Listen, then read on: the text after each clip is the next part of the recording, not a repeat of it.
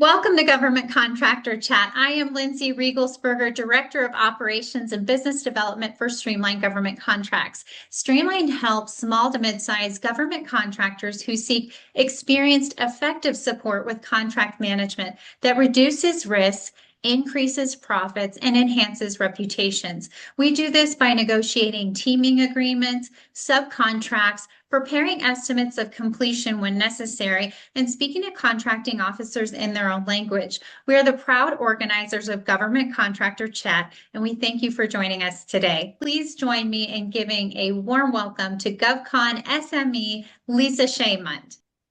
Hi, everyone. Thanks so much for joining us here today. Our presentation about something we refer to as BD 360, or a new spin on federal sales. My name is Lisa Shaymont. I am the co-founder of the Pulse of GovCon. I have now 15 years of experience in the industry in procurement specialty on the vendor side, as well as direct federal sales. I am the co-author of the book entitled BD 360, A New Spin on Federal Sales, which is what this training is really built on, that foundation. We use this information that was written in the book, our modular approach, our look at connecting policy through proposals, to also teach for James Madison University's SPCE, Professional and Continuing Education program in government contracting. So we do actually have a non-accredited certificate program based on the same material. Spoiler alert, what we're going to go through today is sort of the connection of an 8-week course and really like 16 hours of lecture, all summarized in a real hot and cool 45 minutes. A little bit more about me. I am also the immediate past president of Women in Technology. It's a not-for-profit organization in the DC metro area. A little flavor is that I am also a PhD student at George Mason University. I am currently getting my PhD in writing and rhetoric. I think that that's not a flex. It's just a little bit about who I am as a person. I'm very, very interested on the connectivity of institutional and communicative rhetorics in federal contracting. And I'm also the communications chair for the JMU Federal Dukes, which is an alumni association through James Madison University. That is my alma mater. I have my undergrad and my master's from there. So I mentioned before that there is a book. If you are interested in said book and you did not Google or look up BD 360 or type it into the Amazon search bar, this QR code will bring you there. So if you're able to snap that really quickly, I'll give it a beat in case you are curious about what we're going to be talking about. Now, the whole purpose of BD 360 and the reason that my co-founder Amber Hart and I really developed this methodology is because there has become a new normal in federal bids, procurement, and sales. And by that, I mean, in the past, it might have been fully possible for you to excel as a proposal manager, capture manager, or business developer. Really niche, swim lane specialties that people would enact with in their everyday lives, in their career. And so much so, I remember when I just was getting started, I had an offer from CICI to work in their proposal team. And I said, great, I'm used to coming from small business where I worked a lot of different avenues and I wore a lot of different hats. What would my roles and responsibilities be? And they said, you would be writing past performance. And I said, is that what else? What else are we going to do? And they said, well, no, that's not how we operate in this large business capacity. We really like to keep people focused on their niche areas. And that might have worked 15, 14, even maybe 10 years ago. But what we're finding is that with the rapid advancement of technology and an increasingly competitive market, we really do need to adapt our approach to be more of this 360 approach, this idea of being interconnected and also cyclical. So today's world, really, leadership is expecting you not only to be a proposal manager or a business developer or a capture manager, all of these sort of classic bid and proposal / sales functionalities. Now you're expected to be investigative reporters in some way. You're expected to look for different pieces of data, triangulate them, and connect them in order to tell a larger story. You're expected to be a scientist. You're supposed to approach things with this sort of mentality of hypothesis. What are we trying to accomplish? What is our main question that we're trying to uncover through almost scientific research studies? And then being a psychic, one of the fun things about being, I would say, a wonk policy wonk, or even like a SME in federal contracting is a lot of times people expect you to be a little psychic. They want you to pontificate. They want you to say, well, where is the market moving? Or what do you anticipate the changes will be coming down the pike? So you have to be in some ways a little bit psychic. And then also this idea of having to be a psychologist, having to have an innate understanding about human behavior in order to sell to them. And that's why we developed this BD 360 methodology. It's a framework that links policy through proposal in a disciplined life cycle. And I'll tell you more about what that means. So at a glance, what we see here is linear, but it's not linear. It's cyclical. It's this idea of a circle. And sort of not by accident, we actually start with more of the federal policy side. This idea of we are in a constant state of driving and influence. Then we move into market intelligence and market research from the vendor perspective, not so much the government perspective, where we have to take data and those actions in order to make informed decisions. And then from those data and actions, we move as vendors into this shape and positioning phase, where we do the real hard and fast BD, the capture management, to play a decisive role in your ability to find these opportunities and then ultimately pursue them. And then there's this concept of sustainment and growth, where federal proposals come into play, where it's not just about the data and then knowing all of these signals and components of information, but it's about strategically taking that information and putting it in your bid application process. And this idea of sustainment and growth is the sort of constant in industry, right? I'm not to say doesn't happen, but it is unlikely that in order for you to grow in this market, that you would not have to continuously participate in the federal proposal life cycle as well. So we're going to go through each one of these 4 components, and I'm going to give an overview of why they are so important for every single individual that operates in the system. Starting with just decoding the system in general. Something that is so innately important about participating in federal sales and BD and capture and proposals and policy is understanding the structure of government contracting, and specifically how mission drives demand. Government contracting is a unique marketplace where it's not just about demand, it's about an underlying mission that pushes that demand forward. It's the why behind the buy. And that's where success in federal contracting really starts. You always have to link whatever product or service that you are trying to sell to an agency's statutory mission, their policy mandates, and operational challenges. By this, I have an example. A couple of years ago, I was at a conference and I had given a presentation, and 2 gentlemen walked up to me and they said, hey, I want to sell this to the United States federal government. And a gentleman lifted his pant leg, and I was like, I don't know where this is going. He had a bionic shin. I don't know the exact definition of it, but he had something that was, replacing the regular part of his leg, and said, this is something that I want to be able to sell to the government because they might need this for their active duty or their veterans. And I said, oh, that's fascinating. I'm so glad that you have this product that you are looking to buy. Do you know that this is a need currently? And they said, well, what do you mean?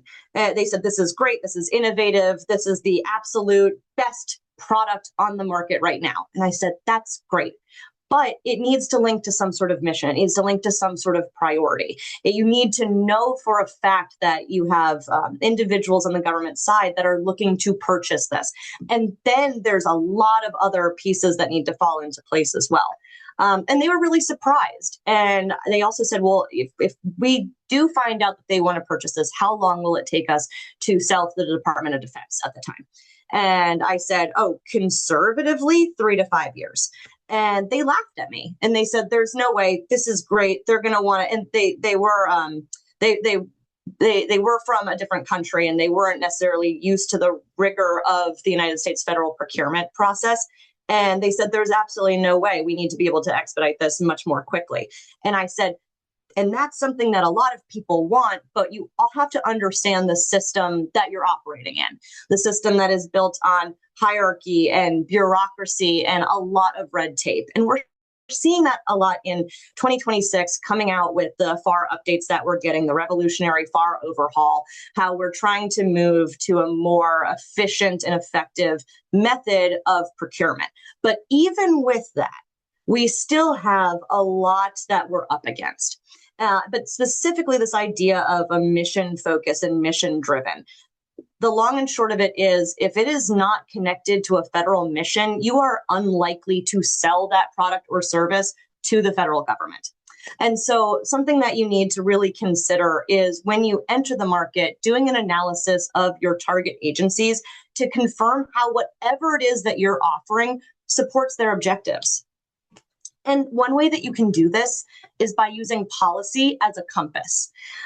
Policy is one of the modules that we included in our BD 360 methodology as sort of one of the 4 main components. And it's because when we got started in GovCon and in sales, it was an area that was often overlooked.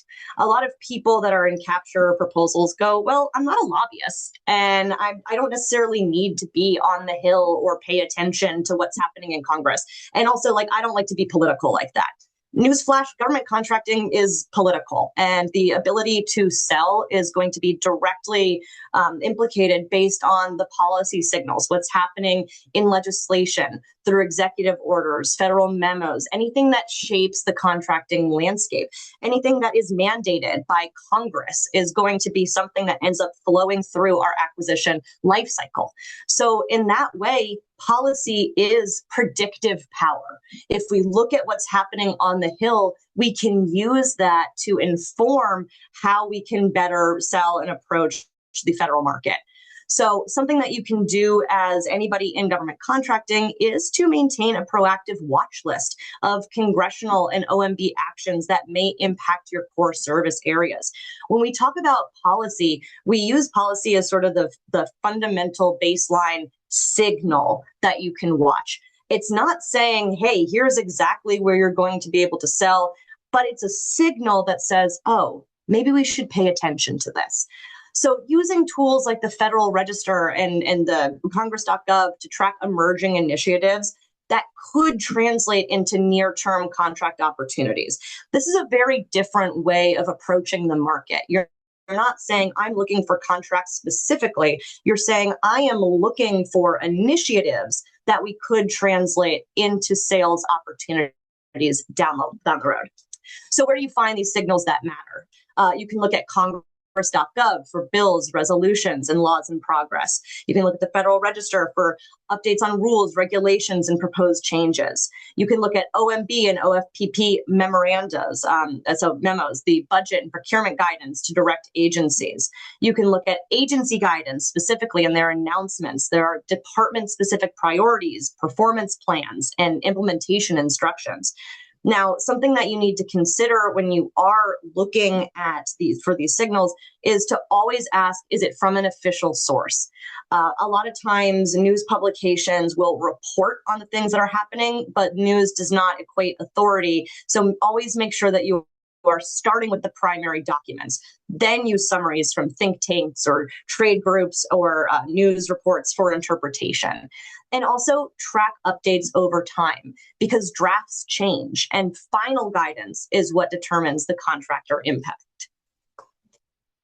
And policy is a very important first step, But policy without funding is powerless, and signals without dollars are just noise. From there, from policy, we need to look at what we call fiscal forensics. We got to talk about the money, and we have to follow that flow of money.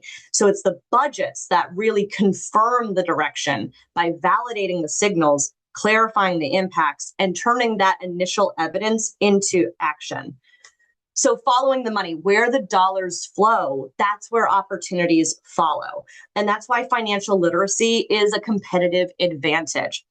You need to be able to integrate budgetary data into your pipeline and other areas of research to prioritize well-funded programs. Sometimes there are initiatives, sometimes there are requirements that come out of Congress that don't get funded, or don't get funded right away, or don't get funded with perhaps the amount that you would anticipate. And so that's why government contractors need to review the budget justification documents to identify program increases or decreases as aligned to your product or service. If there is no longer a line item in the budget that relates to the product or service that you're trying to sell, then you're going to still be hard pressed, even if it's an initiative that's been, congressionally mandated, to sell it in that time frame. Fiscal years come and go, and we're always planning out multiple fiscal years in advance.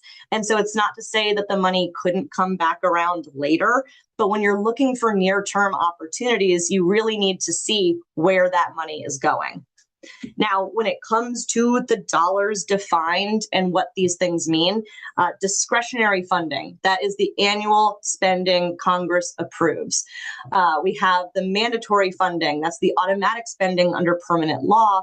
You have obligations, which is government committing the funds, aka a contract has been signed. And then you have outlays, which are the actual payments of funds.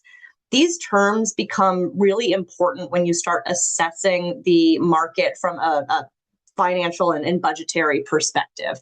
Looking at the full breadth of the federal budget, if you see that there's a $4 trillion annual budget for federal contracting, but you don't know that about 70% of that is actually under mandatory funding and not the 30% that's discretionary funding that a federal contractor could go after. And then from there, that 30% is pretty evenly split between DoD and civilian, and then that sort of continues to trickle down. Then you're starting from a posture of not really understanding what the financial landscape looks like for your organization.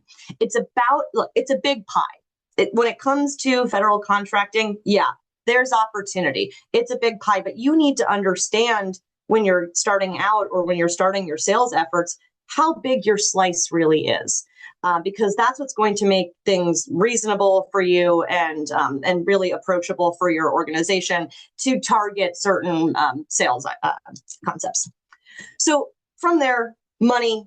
We've seen the money, and that's part of it. That's part of understanding the landscape. And then we have to really, from there, start extracting the data and determining our actions with that information. And that's when we start looking for contract clues. You remember I said before that there's almost this idea where in GovCon you have to be an investigative journalist.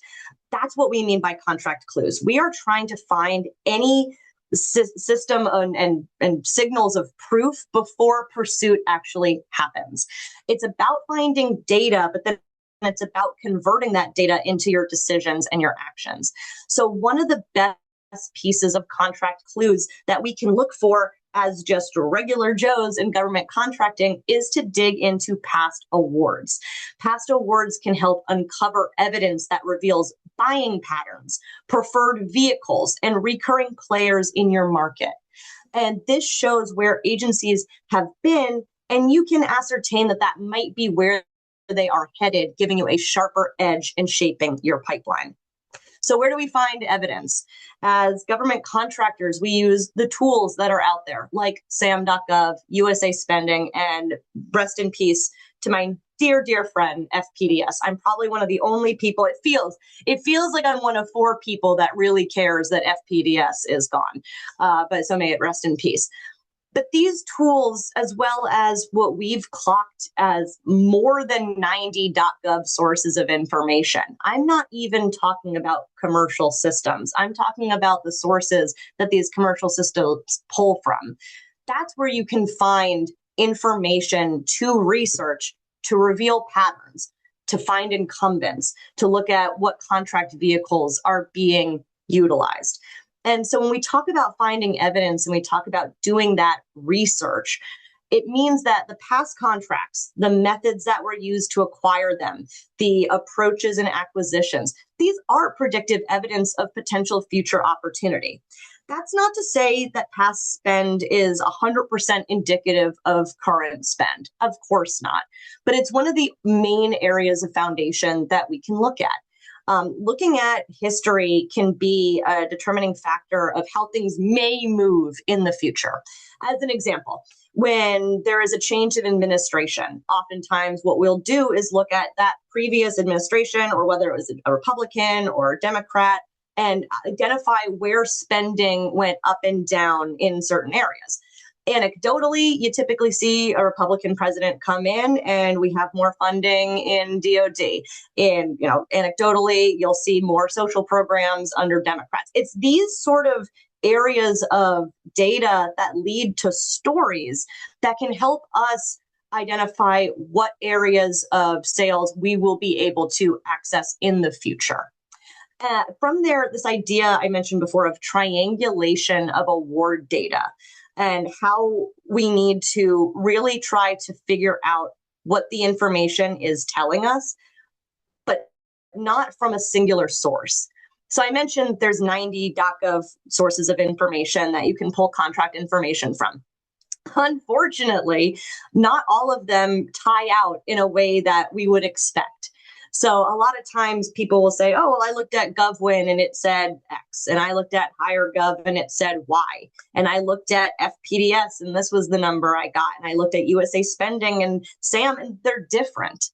And that happens. It is a clunky, interconnected mess of reporting tomfoolery behind any of the tools that are showing us the transparency in contract spending. So it's up to us to try to validate these sources of truth into what makes sense for us. It's about looking for the data and telling a story with it. So an idea and application of this would be to build an award profile for one of your target agencies to identify their specific procurement cycles, their recurring vendors, how much they have spent with which other vendors over the course of what period of performance or time. So how some of these tools that I mentioned support each other, because it's not all, like I said, one singular source. USA Spending and FPDS before it, again, RIP, show what already happened. SAM.gov has now the data bank and the contract search functionality, which bridges the past and future with active solicitations and award notices. Agency forecasts are supposed to provide direction on what's next. Not everybody has a outstanding agency forecasts. Not everybody updates at the same frequency and don't have the same level of detail. So it's going to be very much agency by agency when you look for those. But it is supposed to point towards the future of what is going to be coming out in the future. And then the Federal Register, as I mentioned before, that's the signal policies and rule changes that shape the demand. So we have to look in a lot of different locations to find information to be more informed. So when we're finding data, when we're looking for these contract clues, there's a couple different steps that you need to enact in order to be more efficient and effective. So step one is to identify your goal. Remember before I said that you need to be a scientist almost because you need a hypothesis? You need to start by defining the exact business question that you're trying to answer. Is there a certain point of entry in the market that I can look into? Is there opportunity pursuit? Because your research needs to stay focused and actionable. An example that I can give, in previous years worked with an organization that manufactures nitrile gloves. I know more about nitrile glove production than I would ever have cared to think that I would know. But what was interesting about it is the organization came to us and said, we want to know where the government is buying nitrile gloves. And we said, okay, for what purpose? Do you want to validate what you already know? Do you have assumptions that you already have and you want to see if those assumptions are correct? Are you trying to identify white space that you hadn't considered before? Are you trying to be strategic or are you trying to be tactical? Do you need information that is real and tangible and can be shown that these are opportunities that are coming out that are real and defined? Or are you trying to think, hey, here are some areas where we haven't really considered, but maybe we could be strategic, maybe we could team, maybe we could try to influence in a different way than we had already considered. That idea of the goal is important because it's going to change your methodology of research. And that methodology comes into knowing where your core data sources are. Where are you building a baseline for credible and defensible research? You don't want to necessarily use hearsay and anecdotes, although this industry does tend to be more experiential than perhaps others, because so much of it is dependent on the agency, on the product or service, down to the contracting officer. My best and really final answer for a lot of answering questions in government contracting is it depends. And I wish it didn't depend, but it does. So that's a consideration. Step 3 is analyzing, standardizing, and synthesizing. It's organizing your data. A lot of times people don't consider GovCon to have really large data sets that need to be coded and cleaned and assessed, and to have a really stringent methodology that shows why you've pulled certain numbers. I would give you an activity. If I said, go out and tell me exactly how much money the government has spent on nitrile gloves, and I did it for everybody on this webinar, you would all come back with different answers. And it's not to say that they're all wrong. It's just very dependent on what that analysis and standardization and synthesization process is for your data. But the idea is the value comes not from the raw numbers that you're pulling, but from the insights created through the synthesis, through this, okay, well, I've compared this data set to this data set, and we've sort of met in the middle here. And then validating with secondary and qualitative sources. As I mentioned before, anecdotal evidence is not always as rigorous as people would like, but it can help validate what you've already found. Hey, this is the numbers that I found, and here's the stories that support it. This is what happened in the industry day. This is a conversation I had with a buyer. It ensures that your intelligence reflects reality and it's not just metadata. And we use this data, Lisa, why are we doing research? I'm not in a research institution trying to just pull large scale data sets. I'm trying to sell. And the answer is yes, you are. And now it's time to track that data into something that we all know and love, the federal pipeline. A functional federal pipeline balances the opportunity quality with business readiness. And it is sort of the baseline thing that we need in order to continue in this bid and proposal process. It's a living system, and it evolves as your intelligence from the data as well as your relationships on the capture side grow. So something about a pipeline is that it does regularly need to be cleansed and recalibrated to ensure accuracy and also alignment with your corporate strategy, which I'll talk more about in a little bit. So something about the pipeline that I will say from experience from working with other organizations is a pipeline doesn't do anything for anyone unless it is completely customized to what your organization needs. So if you follow a stringent P-win structure, then your pipeline needs to have P-win criteria that are tied to whatever measurable indicators that are going to affect that percentage win. So a little bit more about pipelines. We try to break everything down into small steps. So the pathways for pipeline success are as follows.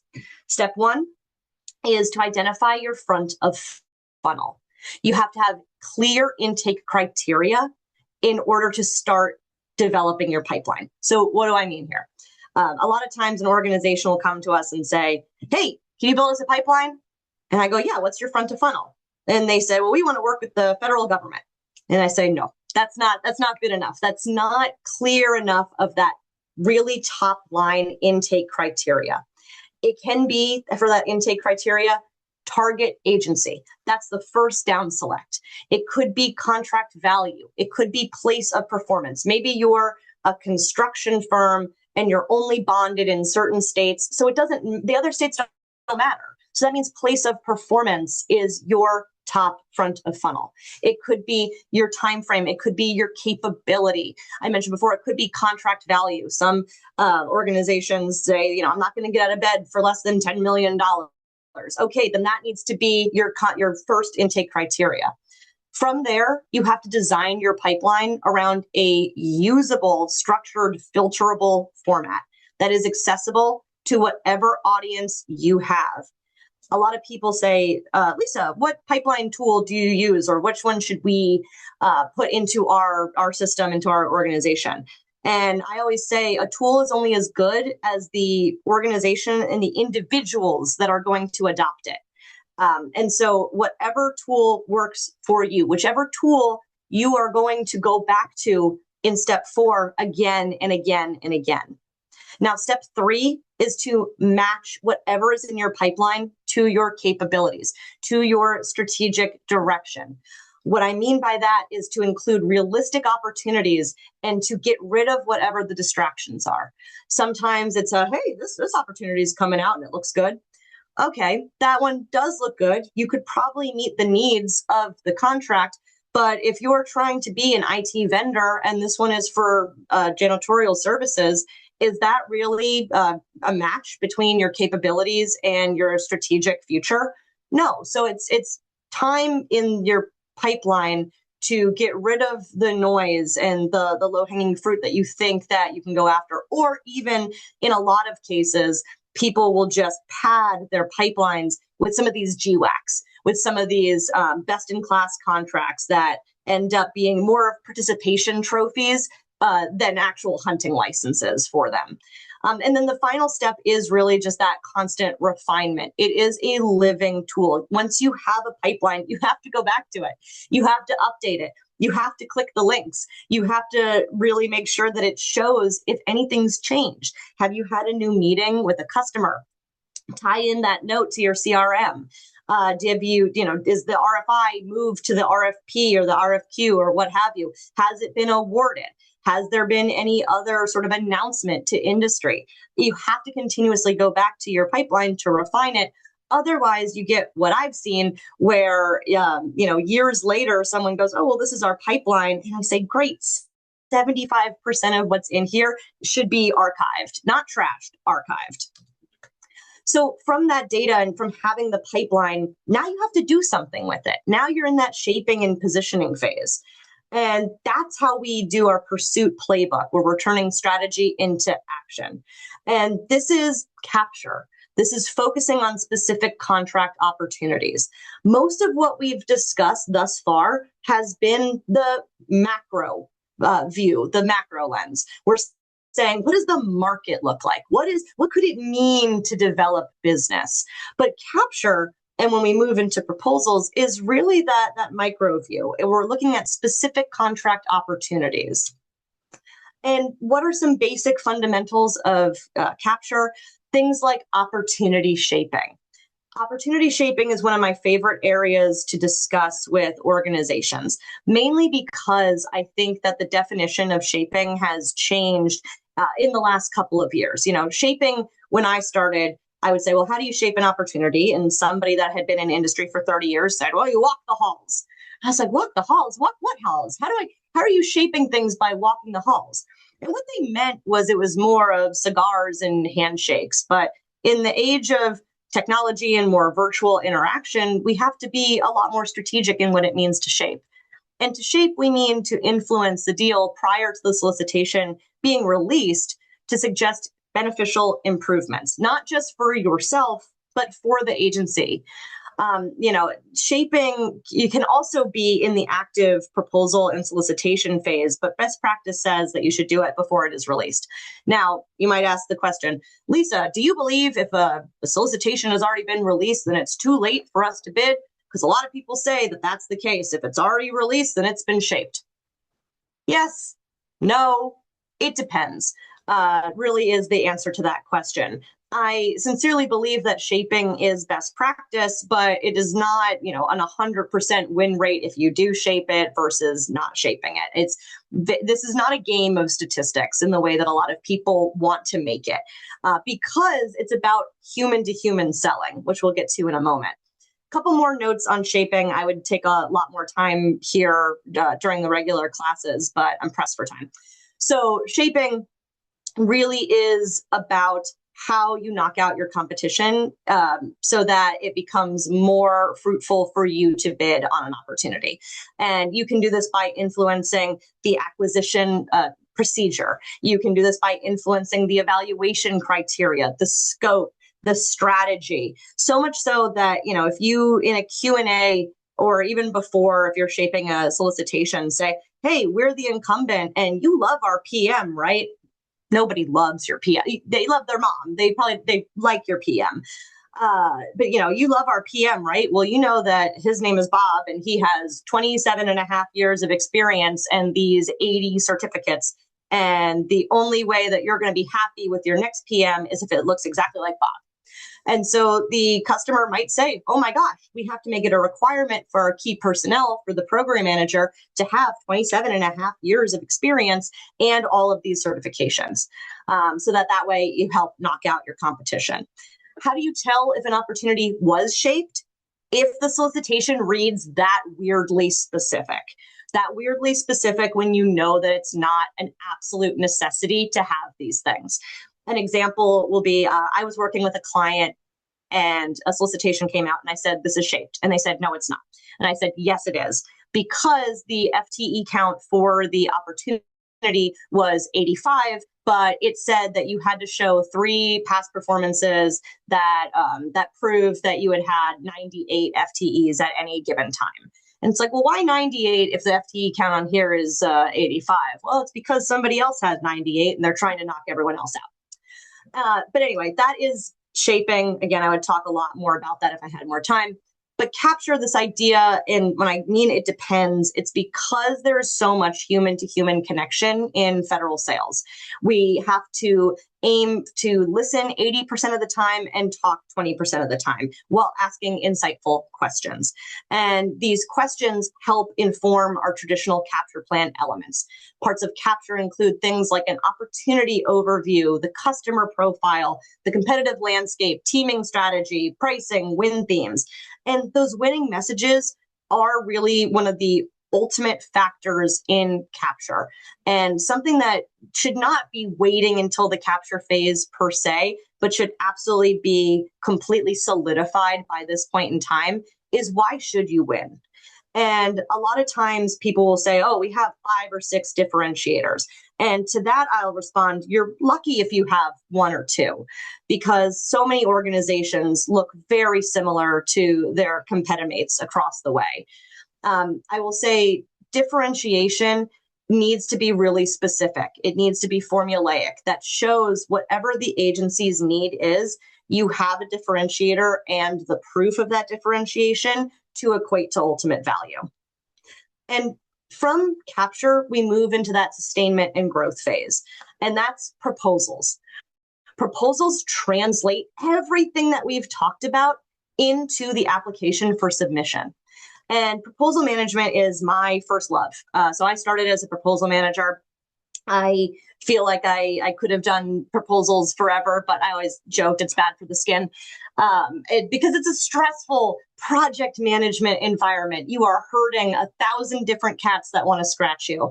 But it is such an important point and part of the process And honestly, one of the things that I think would benefit most federal contractors is if everybody actually understood all of the components of the proposal management lifecycle.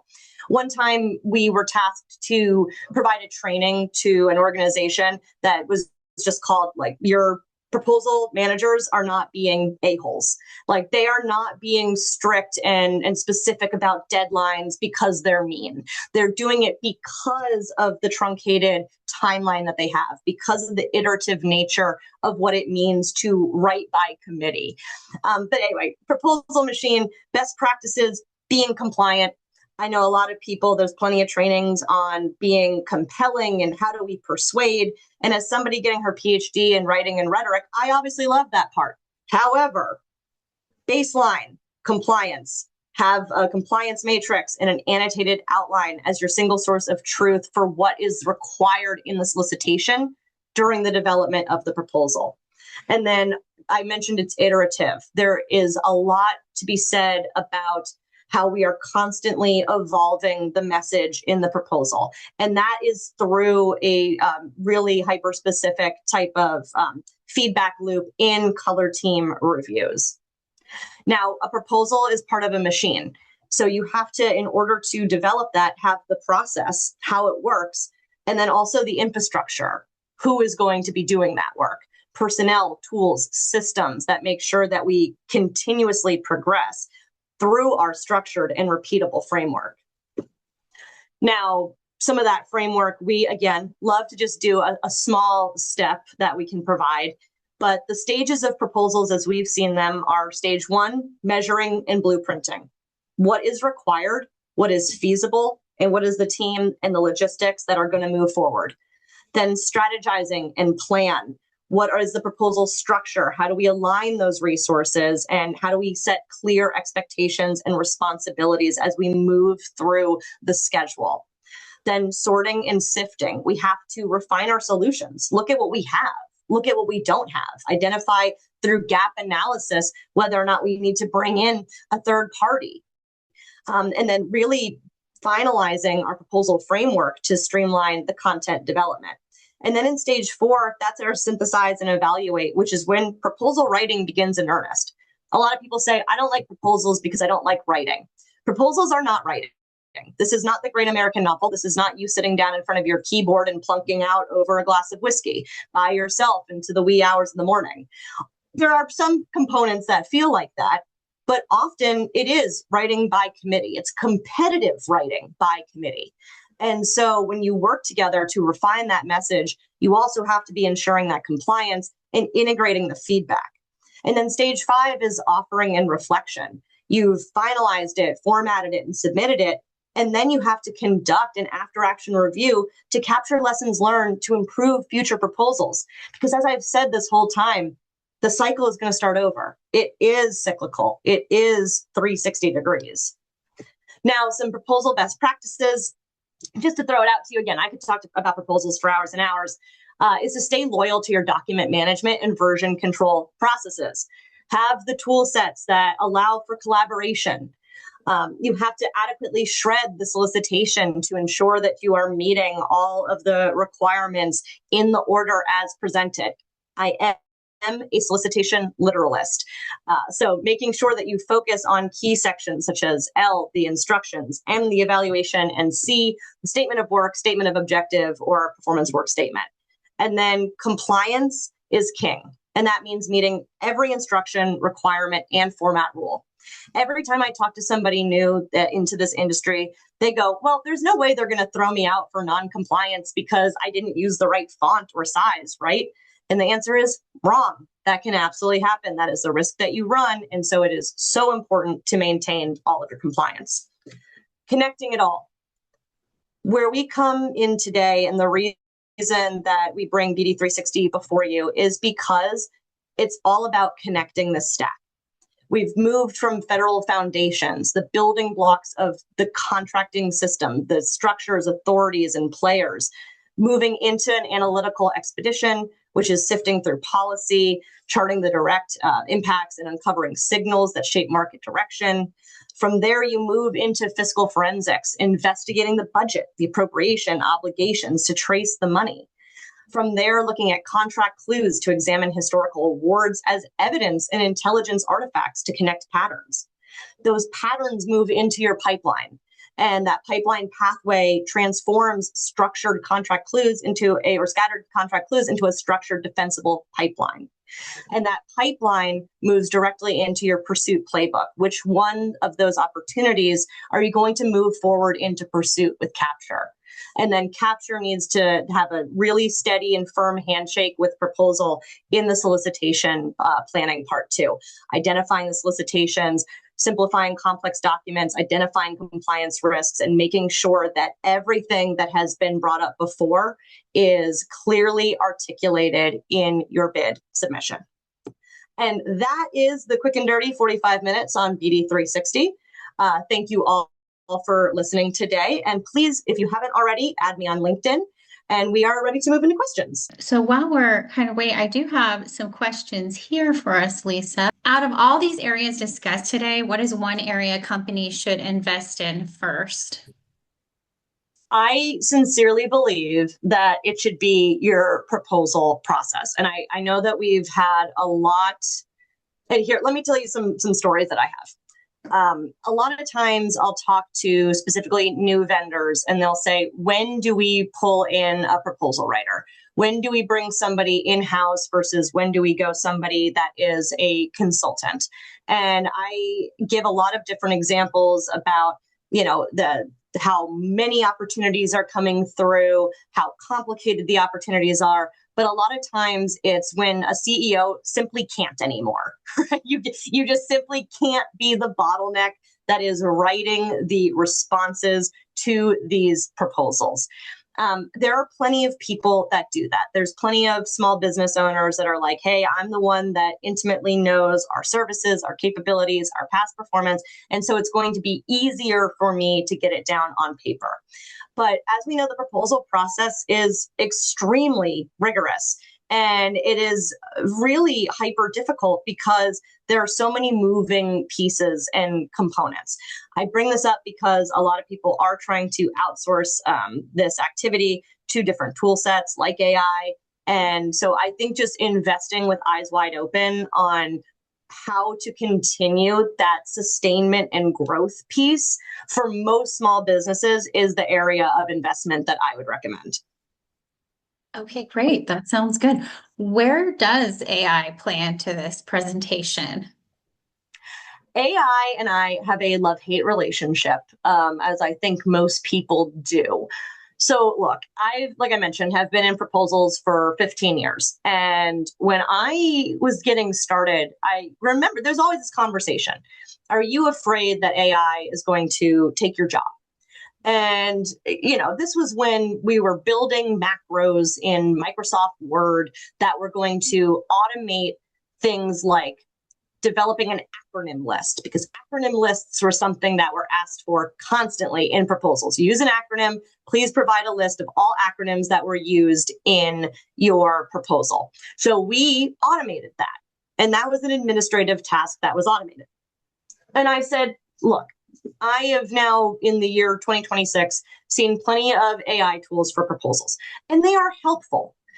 But as I mentioned for pipeline tools, the same thing goes for AI proposal tools. A tool is only as good as the organization and the individuals that are going to adopt it. So you're finding a lot of people, a lot of old hats, even my age, right, that are having a hard time moving into the technology flow because it does have a different flow of how you move through the process. So you have to adopt it, one, and then two, it has to work. And it is hard for the technology to work flawlessly because, as I mentioned before, a lot of my answers in government contracting are, it depends. And that is so true when it comes to solicitations. It depends on how the solicitation is set up. It depends on what the requirements are. It depends on how they write to certain requirements and then what the actual ability of the tool is to spit that out. So an example that I have, AI shreds a solicitation and gives you an outline. Okay, did it do it according to the desktop publishing rules? Did it use the right font?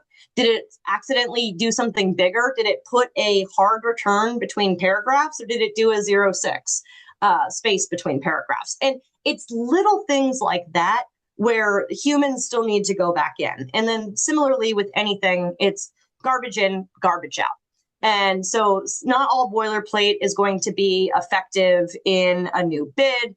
But so I think what it comes down to is I do really hyper appreciate AI for its administrative functions, for its ability to help you even ideate in the beginning stages, right? Let's brainstorm. Hey, I'm trying to think of this versus this. Which one do you think works better? All right, well, yeah, I can see that. I can see that as an outline. But when it comes to, I think the humanizing effort and like that human to human connection in sales, we're going to see as proposal AI tools are more and more popular, we're going to see proposals becoming less and less popular. And so here's a story, and this might resonate with people or it might not. I am also an orals coach. So as part of procurement, there's a source selection methodology called oral presentations, where the government has the ability to have you present in lieu of a proposal, in addition to a proposal. There's a lot of different variations of that. This was codified in the FAR 1994, so it's been around for a long time, but it's becoming more and more in vogue because now the government wants to see you in person. We've done virtual for the last 6 years, but now we're back to in person in a big way. They want to see if you can think on your feet. They want to see if the words that you're presenting are your own. And so that's why I think that, yeah, AI has a place in this, but we're going to see it less and less for that sort of like high level thought and strategy and more for administrative. Okay, great thoughts. Interesting. So we have some questions coming in here. I wonder if you have any advice on what specific roles/positions can be defined to support this entire process within business, small business environment where BD budget is limited. Yeah. So, I mean, the idea of roles and positions, if you can't like afford to have a BD analyst and then a capture manager and then a proposal manager, I'm seeing a lot of small businesses doing director of growth, right? Or like growth analyst or growth manager. Something that is, that idea of growth does seem to be all encompassing in a lot of small businesses right now for their infrastructure. Okay, that sounds good. What are the best ways to break in a new customer you're currently not with? Difficult to get in front of customers nowadays. It certainly is hard to get in front of customers nowadays. So especially we moved this idea of walking the halls, and then COVID happened. And then we had 2025 where contracting officers couldn't spend the money to travel or go to some of these events. And then it was already hard enough to have, them go to events because then it would have to have certain price points and yada, yada, yada. How do you get in front of them? You can't necessarily just cold call them continuously. This idea of shaping by walking the halls and shaking hands and cigars and bourbon is meaningful because it's about the people that you know, and the people that you trust, you are more likely to work with. And that goes back to just some classic marketing, even for small businesses. Small businesses are putting more and more time and effort into online marketing, into things like LinkedIn, into things like thought pieces, in podcasts and sponsorships of things, so that agencies and people start to connect those organizations with certain ways of thinking or certain areas of expertise. We have classic ways of developing things like white papers and saying, hey, I'm a thought leader on X, Y, and Z, and I want you to equate me with this concept. There's a reason that large businesses have like iHeartRadio commercials, like LEI, DOS, and like all, they'll have these radio announcements because people, when they equate familiarity with a brand, then that brand is by nature more trusted. So how do you get in front of customers? The best way on the cheap is to do it virtually. It is to engage with these individuals on social media, on LinkedIn. It's to comment your thoughts. It's to provide, thought pieces that you think would be of interest to them. It's to say hi to them at an event and then say, hey, I'm going to connect with you on LinkedIn, and then following up with them. It's building this sort of brand for yourself that is recognizable by these individuals, because they're more likely, oh, hey, I've seen you on LinkedIn. Yeah, I'll take that call. They're just much more likely psychologically to connect with you. So it is difficult to get in front of customers. And a lot of the times it's because when you're trying to get in front of a customer, you're trying to sell to them. And so think about how you would like to be treated. When you're on LinkedIn and you get a mass blast that's like, do you need somebody to look at your website today? I'm like, delete. I don't want it. I don't want it. I don't know it. I don't know who this person is. They are absolutely cold calling me. Instead, it's trying to identify where their pain points are, what their needs, wants, and biases are, and then connecting that to the way that you communicate with them. Hey, I happen to work in this area that I see that you are constantly purchasing from under this acquisition threshold and methodology and vehicle. And I'm also here, and here's what you could do to make your life and your job easier. This is the game that we play. So it is hard to get in front of customers. So just approach them the way that you would want to be approached. Okay, great. Difference between letter of intent and letter of commitment. So that is a legal question, and I am not a lawyer. I don't even play one on TV. What it tends to legally hold more weight to commit than to intent, but depending on what state you're in, it depends on what you could actually do for that, right? Like what the legal implications are. So commitment is like, yeah, I'm absolutely joining. Intent is like, yeah, I plan to. That's the easy breezy way to say it. Okay, that makes sense. Okay, one final question here. Can you walk us through a use case where all the components connect? Absolutely. I think that the one that I gave about the nitrile gloves is probably the most appropriate one that I can give. So that company, they manufacture in America. And so they recognize that with the policy side of Buy American for a product, they needed to inform their customers on the new policy and regulations that were coming out there, particularly as it pertained to product acquisition in the United States government. So they hired a lobbying firm to help meet on the Hill and identify what the new requirements were and to introduce their organization as somebody that could meet those new congressional mandates. And so from there, they worked to do the market intelligence and research and find a tactical and strategic positionality to say, here's what we know and here's what we don't know. And here's the white space of the market.